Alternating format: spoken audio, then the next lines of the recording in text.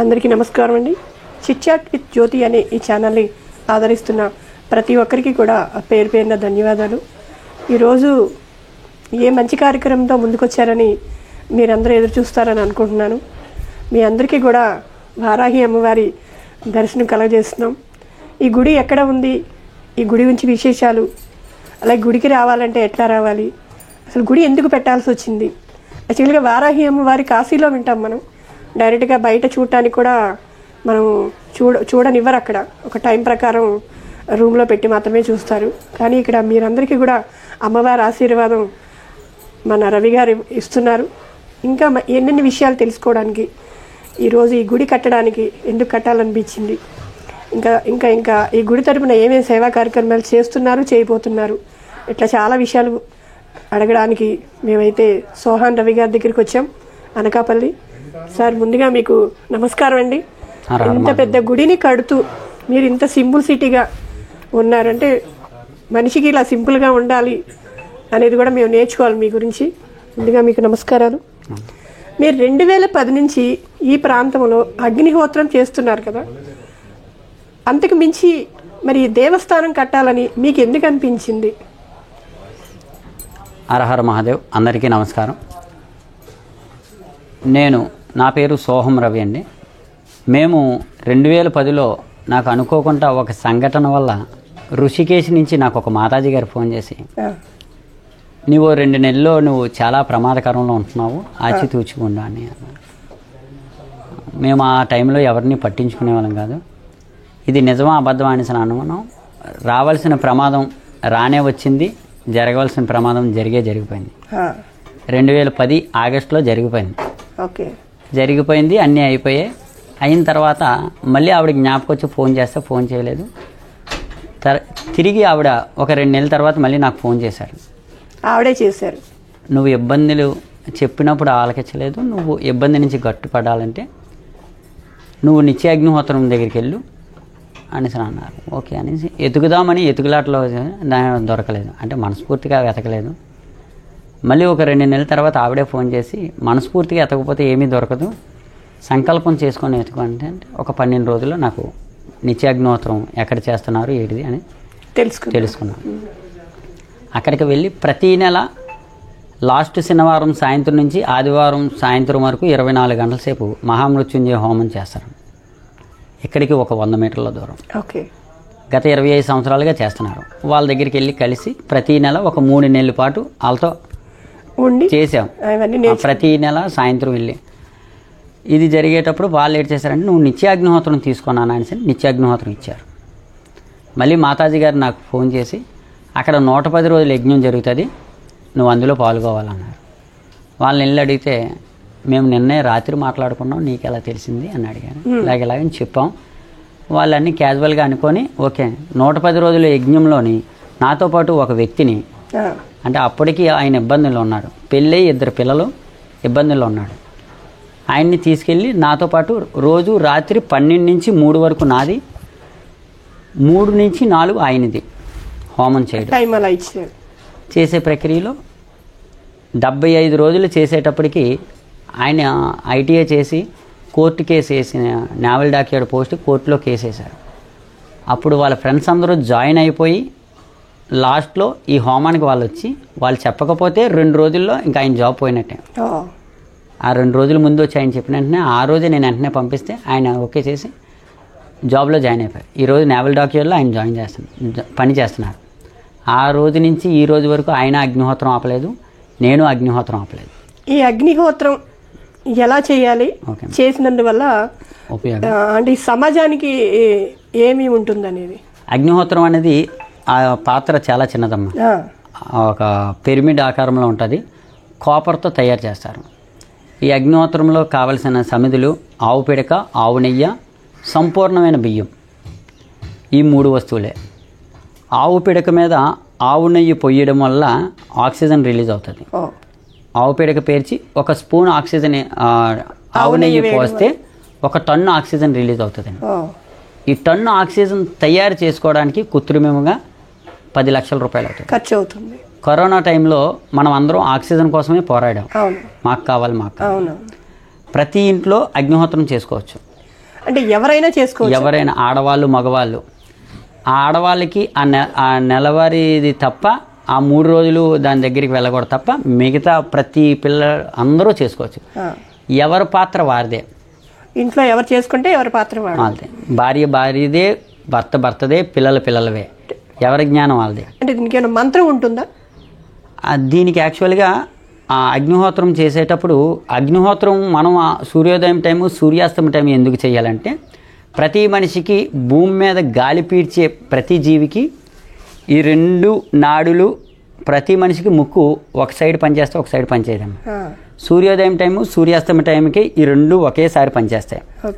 ఆ టైంలో మనం ఎక్కడ కూర్చున్నామో ఆ యొక్క ప్రవర్తన 12 గంటల సేపు ఉంటుంది. అందుకు అగ్నిహోత్రం చేయగలిగితే ప్యూర్ ఆక్సిజన్ రిలీజ్ అవుతుంది, మైండ్ పర్ఫెక్ట్గా ఉంటుంది. అట్ ద సేమ్ టైం సంపూర్ణమైన బియ్యం ఉన్నాయి కదమ్మా, ఆ బియ్యంలో ఆవునే వేసి 2 భాగాలుగా చేసి మంత్రం చదువుతూ పోస్తే ఎథిలిన్ అనే వాయువు వెలువడుతుంది. ఎథిలిన్ వాయువు ఏంటి చేస్తుందంటే మన ఇంట్లో ఉన్న బ్యాక్టీరియాని చంపేస్తుంది. ఆ ఎథిలిన్ వాయువు ఇంచుమించుగా కెమికల్ ఫ్యాక్టరీస్లో తయారవుతుందమ్మా. అది బాగా ఎక్కువగా రిలీజ్ అయిపోతే జనాలకి ప్రాణహాని. ఇందులో లిమిటెడ్గానే రిలీజ్ చేస్తారు, అందుకు కొద్దిగా వేస్తాం కాబట్టి. అది చేయడం వల్ల ఎట్టి పరిస్థితుల్లో ఈరోజు మొన్న కరోనా వచ్చిన టైంలో ప్రపంచం మొత్తం మీద అగ్నిహోత్రం చేసే ఏ వ్యక్తికి కరోనా రాలేదు. ఇది ఒక సింటమ్స్. అలాగే భూపాలు గ్యాస్ బ్లాస్టింగ్ అయినప్పుడు ఒకే ఒక ఫ్యామిలీ, భర్త భార్య, వాళ్ళ ఇంట్లో పెరిగే కుక్క, ఈ 3 బతికాయి. భూపాల్ గ్యాస్ లీకేజీలోని వాళ్ళు నిత్యాగ్నిహోత్రులమ్మ. తెల్లవారు జరిగింది కాబట్టి వాళ్ళు నిత్యాగ్నిహోత్రం చేసుకుంటున్నారు. వాళ్ళ ఇంట్లో గ్యాస్ రిలీజ్ అవ్వలేదు. ఆ రోజు 30,000 మంది చనిపోతే ఆ ఒక్క ఫ్యామిలీ బతికింది. జర్మనీ నుంచి జపాన్ నుంచి వచ్చి ఆ ఫ్యామిలీ ఎలా బతికారని ఆ పాత్రలతో సహా వాళ్ళు తీసుకెళ్లారు. అందులో ఎగ్జాక్ట్లీగా రిలీజ్ అయ్యేది ఆక్సిజన్, ఎథిలిన్ అనే వాయువు. మేము అగ్నిహోత్రం చేయడానికే ఇక్కడికి వచ్చాము. అసలు మీ ప్లేస్కి రావడానికి కారణం అగ్నిహోత్రం అంటే పీస్ఫుల్గా ప్రతి ఒక్క మనిషి అగ్నిహోత్రం చేయిద్దాం, హెల్త్ అండ్ ఎడ్యుకేషన్ నేర్పుదాం మనిషి. నేను ఈ చేసే ప్రక్రియలో మాకు అనుకోకుండా శ్రీచక్రం, ఈశ్వరుడు, నంది, వినాయకుడు, 9 అడుగుల అన్నపూర్ణమ్మ, కృష్ణశిల, ఈ అమ్మలు ఎలా వచ్చారు? ఇవన్నీ అనుకోకుండా జరిగే ప్రక్రియ అమ్మ. ఇవన్నీ అసలు మేము ఇవన్నీ చేస్తాము ఇవన్నీ అనుకోలేదు. ఒక వ్యక్తి రావడం, ఆయన నాకు ఫేస్బుక్ ఫ్రెండ్స్ అమ్మ, 18 సంవత్సరాలుగా. ఆయన నేను మాట్లాడుకున్నప్పుడు ఆయనకి గ్రానైట్ మైన్స్ ఉన్నాయి. ఆయన మైనింగ్లోనేమొచ్చి మరకతం 5 అడుగుల మరకతం పడడం, అది నాకు శ్రీచక్రం కింద చేసి ఇవ్వడం, పంపించడం. ఆ పంపించిన దాన్ని వాళ్ళ గురువుగారు ఏమో అంతర్భాగం చేయడం. శంకరాచార్యులు గారు సుమారుగా ఒక 200-300 సంవత్సరాల క్రితం శంకరాచార్యులు గారు ఒక్కరే అంతర్ప్రతిష్ఠ శ్రీచక్రాలు చేశారు.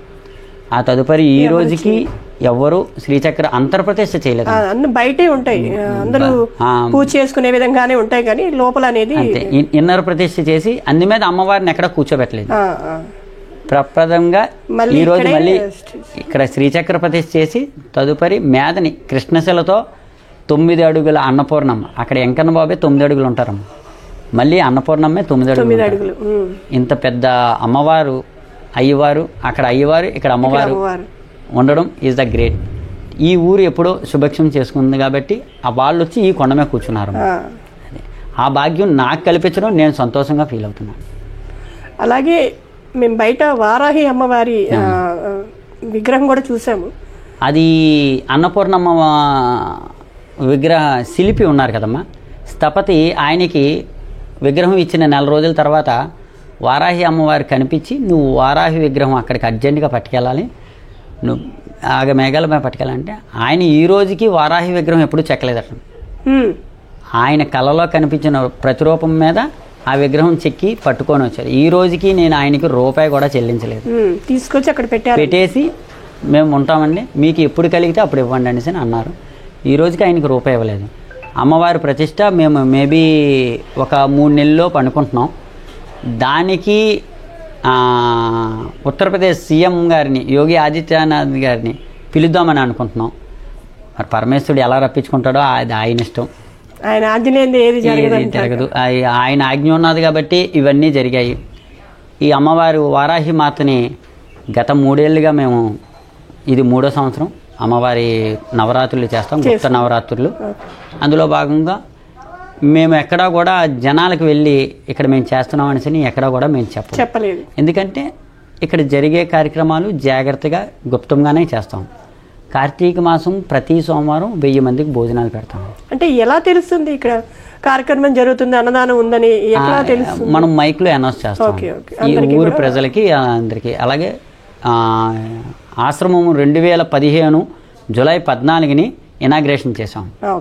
ఇనాగ్రేషన్కి ఎస్పీ ఐపీఎస్ కొయ్య ప్రవీణ్ గారు, అప్పుడు ఎస్పీగా ఉన్న కొయ్య ప్రవీణ్ గారు వచ్చి ఇనాగ్రేషన్ చేశారు. అలాగే లీడరు అధినేత రమణమూర్తి గారు, వీళ్ళిద్దరూ మీదగానే చేతుల మీదగానే ఇనాగ్రేషన్ జరిపాము. ఆ రోజు నుంచి ఈ రోజు వరకు ఏ రోజు కూడా మేము ఎక్కడికి డొనేషన్స్కి వెళ్ళటం లేదు. ఎవరైనా వాళ్ళంతటా వాళ్ళు తెచ్చిస్తే ఓకే. అమ్మవారి 9 అడుగుల విగ్రహం కూడా కాండ్రేగుల నాయుడు గారు అనేసని ఆయన ఇచ్చారు. ఆయన అంతటా ఆయన వచ్చి మేము ఏదో ఒకటి మేము అమ్మవారి చేద్దామనేసని, అది కూడా మెరాకిల్గానే. అంటే అంత డబ్బులు పెట్టుకొని వ్యక్తి చేయడం అనేది మామూలు విషయం. ఆయన జన్మ ధరించింది ఇక్కడ తీసుకొచ్చారు. ఇక్కడ ఏమేం సేవా కార్యక్రమాలు చేశారండి మనం? ఇంతకు ముందు అది యాక్చువల్గా సోహం స్వచ్ఛంద సంస్థని 2010వ సంవత్సరంలో పెట్టాము. ఓకే. మీ ఇంటి పూర్తని ఒక సంస్థ పెట్టారు, సోహం స్వచ్ఛంద సంస్థని పెట్టి, ఆ సంస్థ ద్వారా మేము చేయవలసిన కార్యక్రమాలు ఏంటంటే ప్రతి జూలై 14ని తొలకర్లు వచ్చే టైంకి మొక్కల పంపిణీ కార్యక్రమం. అది దేవతా వృక్షాలే ఇచ్చేవాళ్ళం.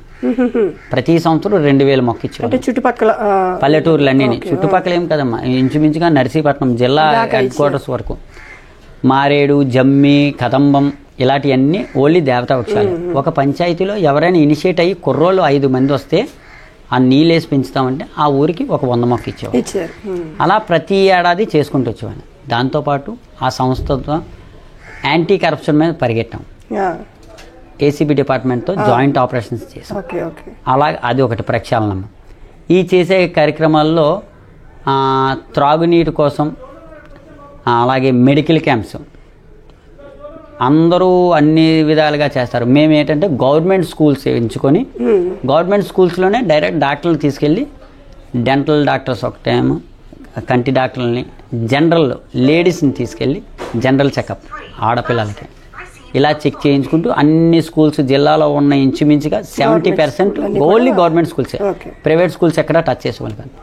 గవర్నమెంట్ స్కూల్స్ తాలూకు పిల్లల తల్లిదండ్రులు ఎవరు వచ్చినా వాళ్ళకి కూడా సపోర్ట్ చేస్తాం. ఈ విధంగానే ఆ విధంగా చేసుకుంటూ వస్తూ 2015లో మేము ఇక్కడ ఆశ్రమం పెట్టడం మొదలు. ఈ ఆశ్రమం పెట్టడానికి గల కారణం అమ్మవారు చెప్పడం, మాతాజీ గారు చెప్పడం వల్ల ఇక్కడ ఆశ్రమం పెట్టాం. హెల్త్ అండ్ ఎడ్యుకేషన్ అనుకుంటే అమ్మవారు అయ్యవారు వచ్చి ఇక్కడ కూర్చున్నారు. అంటే అక్కడ కాశీలోనే ఈశ్వరుడు, అన్నపూర్ణమ్మ, వారాహి మాత ఉంటారు, కాలభైరవుడు. వాళ్ళు మేము అనుకోకుండా వీళ్ళు వచ్చి ఒక కాశీలాగే వీళ్ళు వచ్చి కూర్చుంటున్నారు. మాకు అది సంతోషం. అందులో నా చేత చేయించుకోవడం అనేది నాది పూర్వజన్మ సుకృతం అని నేను హ్యాపీగా. అలాగే వారాహి అమ్మవారు బయట ఉండకూడదు కదా, అంటే ఆమెకు ఒక టైమింగ్స్ ప్రకారమే ఆవిడ దర్శనం ఉంటుంది. మరి మీరు ఆ ఏర్పాటు చేస్తారా ఇక్కడ? మరి అయితే బయట ఉన్న అమ్మవారిని ఇచ్చారు కదమ్మా శిల్పి, అది అంతర్గతంగా పెట్టి రాబోయే కాలంలో కాశీలో 6 నుంచి 9 ఇచ్చే దర్శనం లాగానే 6 నుంచి 9 వరకే దర్శన భాగ్యాలు ఉంటాయమ్మా. తదుపరి మళ్ళీ క్లోజ్ చేసి ఉంచుతాం. మళ్ళీ తర్వాత రోజు 6 నుంచి 9 అలాగే చేస్తాం. వచ్చే ఏడాదికి తయారు చేస్తున్నాం, సంసిద్ధం అవుతున్నాం, సంకల్పం చేస్తాం. అమ్మవారు ఓకే అనుకుంటే అది కూడా వచ్చే ఏడాదికి అమ్మవారిని రెడీ చేసేస్తాం. రేపు శ్రావణ మాసం వస్తుంది కదండి, ఇక్కడ ఏమి కార్యక్రమాలు చేద్దామని అనుకుంటున్నాం? యాక్చువల్గా తెలియడం కోసం శ్రావణ శుక్రవారాలు అన్నపూర్ణ అమ్మవారికి పంచామృత అభిషేకాలు జరుగుతాయి. ప్రతి శుక్రవారం ఉదయం 9 గంటలకి శ్రావణ శుక్రవారం అభిషేకాలు జరుగుతాయి. ప్రతి మనిషి వచ్చి అమ్మవారి పాదాల మీద పోయవచ్చు. వాళ్ళు ఏటు పట్టుకొస్తే అది దాంతోనే హ్యాపీగా పోయవచ్చు. అది అందరికీ ఆ భాగ్యం ఇస్తాం. శుక్రవారాలు 4 శుక్రవారాలు అయిపోయిన తర్వాత కార్తీక మాసం వచ్చే టైంకి దీపావళికి 3 రోజుల ముందు త్రయోదశి వస్తుంది. త్రయోదశిలో కాశీలో బంగారు అన్నపూర్ణమ్మను ఓపెన్ చేస్తారు. అన్నపూర్ణమ్మ గుడి కాక బంగారు అన్నపూర్ణమ్మను ఓపెన్ చేశారు. ఆ బంగారు అన్నపూర్ణమ్మలాగే మనం ఇక్కడ పంచలోహ విగ్రహం ఓపెన్ చేస్తాం. ఇంకోటి ఓపెన్ చేసి ఫస్ట్ అదే మేము పెట్టాం. పంచలోహ విగ్రహం పెట్టి 3 రోజులు ఓపెన్ చేసి ఫస్ట్ రోజు ఓపెన్ చేసిన రోజు ఎంతమంది వస్తే అంతమంది చేత అమ్మవారికి పంచామృత అభిషేకం చేస్తాం. లేదు అనకుండా వాళ్ళు ఇలాగా వీళ్ళు ఇలా అది ఏం లేదు, తారతమ్యాలు లేవు, అందరూ వచ్చి చేయొచ్చు. వచ్చి చేసిన తర్వాత ఆ రోజు 2000 మందికి భోజనాలు పెడతాం. ఇది ఉదయం షెడ్యూల్. సాయంత్రం శ్రీచక్రం వేసి 9x9 శ్రీచక్రం వేసి కిందనే దాన్ని పువ్వులతో పేర్చి హైదరాబాద్ నుంచి ఒక ఆవిడ గారు వస్తారు. ఆవిడ శ్రీ వేణు గారు అనేసి మాతాజీ గారని ఆవిడ వచ్చి శ్రీచక్ర పూజ చేస్తారు, అర్చన చేస్తారు. అది అయిపోయిన తర్వాత రోజు ప్రతి మనిషి చేత కుంకుమ పూజలు చేస్తాం. దీపావళి రోజు సారి ఊరేగింపు వస్తుంది. చుట్టుపక్కల పల్లెటూర్లన్నీ అమ్మవారికి సారి పట్టుకొని వస్తారు. అయిపోయిన తర్వాత దీపావళి తర్వాత రోజు అమ్మవారిని భద్రపరిచేస్తాం. మళ్ళీ 362 రోజులు లోపలే ఉంటారమ్మ. మళ్ళీ త్రయోదశికే ఓపెన్ చేస్తాం. నేను కూడా ఆ రోజే చూస్తాను. ఎవరైనా ఆ రోజే చూడవలసిందే. తెల్లవారు 3 గంటలకు ఓపెన్ చేస్తాం. ఇది ఇక్కడ జరిగేది. కార్తీక మాసం ప్రతి సోమవారం సూర్యోదయం నుంచి సూర్యాస్తమం వరకు మృత్యుంజయ హోమం అవుతుంది. ఎవరైనా వచ్చి కూర్చొని చేయవచ్చు. ఇందులో వాడే సమితులు ఆవు పిడక, ఆవు నెయ్యి, రెండోది ఏమి వాడమమ్మ. ఆ రోజు ప్రతి సోమవారం మధ్యాహ్నం 1000 మంది వరకు భోజనాలు. ఇలాగ ఎన్ని సోమవారాలు వస్తే అన్ని సోమవారం. ఇది గత 9 సంవత్సరాల నుంచి జరుగుతుంది. పరమేశ్వరుడు మాకు ఇచ్చే శక్తిని పెట్టి. యాక్చువల్గా ఈ మాకు స్థలం ఇచ్చిన స్థలదాత గొంతుని సత్యారావు గారమ్మ. మేము ఇలాగ అనుకుంటున్నామని అంటే ఆయన స్థలం చూపించడం, స్థలాన్ని తీసుకొచ్చి చూపించిన వెంటనే ఓకే మాకు నచ్చింది. ఆయన ఈ ఊరు ప్రెసిడెంట్ గారు, ప్రస్తుత ప్రెసిడెంట్ గారు ఆయన గొంతుని సత్యారావు గారు. వాళ్ళు ఇచ్చారు. వాళ్ళు ఇవ్వబట్టికి మనం మేధన చేసాం. ఇది చేసిన తర్వాత నాకు ఫస్ట్ నుంచి సహకరించింది వేగి శ్రీని గారు ఒకరు. ఆయన డాక్యార్డ్ ఎంప్లాయీ అని చెప్పాను ఆయన. అలాగే డాక్టర్ రామ్ కుమార్ గారు అనేసి విశాఖపట్నంలో ఉన్నారు. అలాగే బిఆర్వి ప్రసాద్ గారు శ్రీచక్రం ఇచ్చిన ఆయన. ఎక్కడ ఉంటారు ఆయన యలమంచిలమ్మ ప్రాపరు. ఇప్పుడు ఉండడం అయితే విశాఖపట్నం. ఆయన అన్నపూర్ణమ్మ ఇచ్చింది కాండ్రేగల నాయుడు గారు. ఇలాగ అందరికందరూ ఇంచుమించుగా అనకాపల్లి, విశాఖపట్నం అందరికందరూ ప్రతి ఒక్కరు చేయలేసారు. ఈ చేసే వ్యక్తులు ప్రతి ఒక్కరు ఏంటంటారంటే గుప్తంగానే ఉంచమంటున్నారు. ఎవరు కూడా నా పేరు వెయ్యనిసని ఎవరు నాకు చెప్పలేదు. నేను వేద్దామని డిసైడ్ అవుతున్నాను, కానీ వాళ్ళు ఎక్కడ పేరు వెయ్యమని చెప్పట్లేదు. అది పరమేశ్వరుడు ఆజ్ఞ. అందువల్ల ఎక్కడ కూడా పేరు. కాకపోతే ఆ బిల్డింగ్ కట్టినప్పుడే ఇక్కడ స్థలం ఇచ్చిన స్థలదాతకి మేము చెప్పాం, మేము ఏ బిల్డింగ్ కడుతున్నామో ఆ బిల్డింగ్లో ఆయన పేరు పెడతామని. వాళ్ళ నాన్నగారి పేరు, వాళ్ళ పేరు పెట్టాం, బోర్డు పెట్టేసాం ఆ బిల్డింగ్. అంతే. ఇక్కడ జరిగే కార్యక్రమాలు అయితే ఎవరైనా వచ్చి ఏదైనా ఇవ్వచ్చు. మేమంటూ ఎవరి దగ్గరికి వెళ్ళి సాయం కోరి ఎవరి దగ్గరికి వెళ్ళాం ఈ రోజుకి. అంటే అమ్మవారే తెప్పించుకుంటారు. ఎందువల్లంటే వాళ్ళకి కావాలి కాబట్టి వాళ్ళు రప్పించుకుంటారు. ఎవరి చేత చేయించుకోవాలో వాళ్ళ చేత చేయించుకుంటారు, రప్పించుకుంటారు. ఆ రోజు అదే నమ్మాను, ఈ రోజు అదే నమ్ముతున్నాను. హర హర మహాదేవ్, శంభో శంకర. ఇక్కడికి రావడానికి ఎలాగా అనేది మన చూసే భక్తులకి మీరు చెప్పండి. అనకాపల్లి 4 రోడ్ల జంక్షన్ నుంచి సబ్బవరం వెళ్ళే రోడ్లో డీమార్ట్ దాటిన తర్వాత ఒక 200 మీటర్ల తదుపరి జగ్గారా గారి స్విమ్మింగ్ పూల్ వస్తుందండి. ఆ స్విమ్మింగ్ పూల్ దాటిన తర్వాత కుడి చేతి వైపు తిరిగితే బట్లపూడి గ్రామం వస్తుంది. ఆ బట్లపూడి గ్రామం ఆంజనేయ స్వామి గుడి వెనక కొండపైన అమ్మవారి అన్నపూర్ణమ్మవారి దేవస్థానం ఉంటుంది, ఆశ్రమం. ఈ ఆశ్రమానికి అనకాపల్లి నుంచి 3 కిలోమీటర్ల దూరం. అతి దగ్గరలో చిన్న కొండ మీద ఆహ్లాదకరంగా ఉంటుందండి. హరహర మహాదేవ, శంభో శంకర. నమస్తే. ఇక్కడ మీకు కనిపిస్తున్నది పంచివాటి మొక్క. రావి, మర్రి, జివ్వి, జమ్మి, ఉసిరి ఈ 5 మొక్కల కలయికే పంచివాటి మొక్క. పంచివాటి మొక్క ఇక్కడ మేము ఎందుకు వేసామంటే ప్రతి ఒక్కరి చేత తిరునాస్వామి వారి మేళ ఓపుల్లోనే చేయిద్దామనిసని ఇక్కడ వేసాం. ఇక్కడ వేసిన తర్వాత పరమేశ్వరుడు వచ్చి ఇక్కడ కూర్చున్నాడు. ఇక్కడ పూజలు జరుగుతున్నవి. ప్రతి ఆదివారం ఈ ఆశ్రమంలో సాయంత్రం 6 గంటలకు ప్రదోష వేళలో పరమేశ్వరుడికి పంచామృత అభిషేకాలు జరుగుతున్నవి. గత 7 సంవత్సరాలుగా ఇది జరుగుతున్న కార్యక్రమం. హర హర మహాదేవ శంభో శంకర.